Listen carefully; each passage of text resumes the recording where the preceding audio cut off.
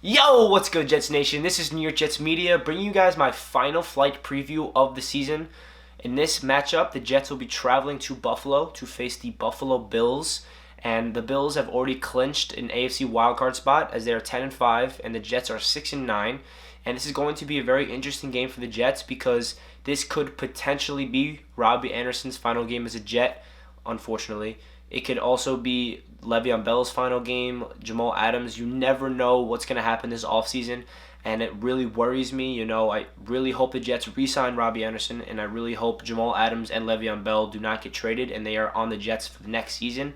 But going into the game plan of things, it's going to be very interesting because the Bills don't really have anything to play for because they already solidified their spot in the playoffs, and I'm pretty sure they're not resting any of their starters, so they're going to be playing all their players probably just to get them ready for the playoffs. And then the Jets is their last game of the year, and what I want to see the most is Sam Darnold have a good game. He's going to Buffalo and versing a very elite defense in the Buffalo Bills. It's like a top 5 defense. I think the defense for the Bills is the reason why they're such a successful team, and their coaching staff is really good. So it's going to be a very tough game for the Jets, and I'm looking at it as like a little redemption game for the Jets. The beginning of the year, week 1, Buffalo came to New York and beat us, and we all know the story like that. We were up 16-0. C.J. Mosley gets hurt.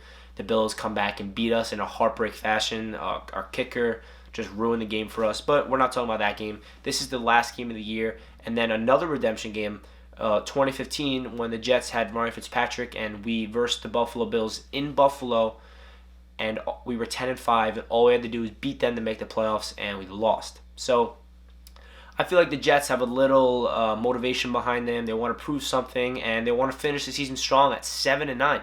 If the Jets come out with a win in this game, and they finish 7-9 after how this whole season happened, and Sam had mono, all the injuries, all these headlines of all this negative stuff around the Jets, and we finished 7-9, that is a huge positive. We started this year 1-7, and we finished the year 7-9. Obviously, I'm not saying we're beating the Bills definitely, but if we do, that is huge for this Jets team moving forward. You want to build that winning culture. We want to get Sam Darnold used to winning and all that good stuff. We want to ride into 2020 season with some momentum. We want to have some high energy, high spirits, and be positive and all this type of stuff, because if we just keep losing and losing, it's not going to build that winning culture that we need. Like I said earlier, the one thing I want to see is Sam Darnold play well against an elite defense. Against the Steelers last week, we beat the Steelers, obviously. Sam Darnold's first drive was amazing, had that amazing touchdown to Robbie Anderson, and ever since then, the offense just staled out. So what I want to see for this offense, first drive, do what they usually do, be successful, put the ball in the end zone, but I need to see Adam Gase make adjustments. Can he make an adjustment to the Buffalo Bills defense? Can he do it on the fly in the game? Because I feel like that's what Adam Gase is subpar at. He has such a well-scripted first drive, and then it does so good. And then after that, he just forgets how to coach. He doesn't adjust, Good coaches can adjust mid-game, at halftime. If you look at the Jets' offensive numbers in the first half compared to the second half, it is disgusting. Like, how are the Jets so good in the first half and so bad in the second half? It's ridiculous, because if you really look at it and you say, okay, if the Jets played like they do in the first half for the whole game, they would be a top 10 elite offense. That's how good they are in offense in the first half. And it's just they stop playing well, and it just comes down to coaching and really making adjustments. And yes, Sam Darnold has an absolutely awful offensive line in front of him. He has one starter on the offensive line, and that's Kelvin Beachum at left tackle. Everybody else we're not on the roster for the opening day roster starting week 1. So it's just complete all backups. It's all chaotic. Like, picture what's going through Sam's head. He's going out there to the field. He doesn't feel confident in his offensive line as much as he might say he is, but deep down in his mind, he's a little worried, and that makes him have happy feet in the pocket and stuff, and he's not going to be confident.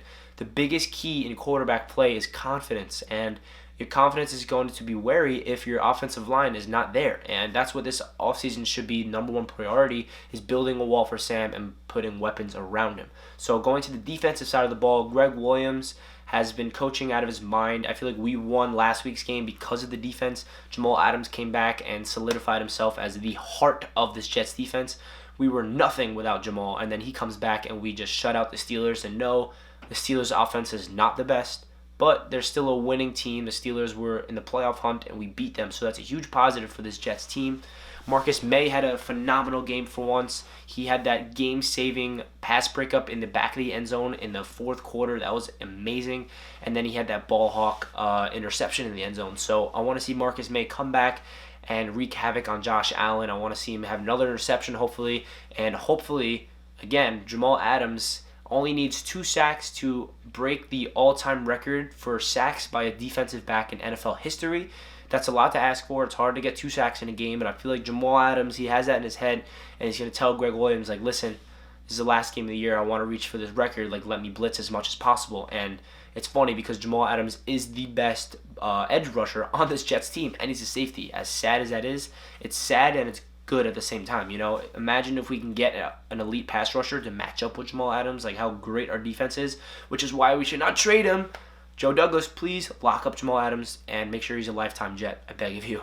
But going back into the game plan things, Josh Allen is known to use his legs like elite level. He really runs for first downs. He's a big body, and he's really versatile. You know, he can throw the ball deep, and he can beat you with his legs. So we have to contain Josh Allen, put pressure in his face, and contain him in the pocket, make sure he doesn't escape and run for those easy first downs, stuff like that. Like, I want to make sure he's in the pocket, and I want him to beat us with his arm because I trust Josh Allen's legs more than I trust his arm.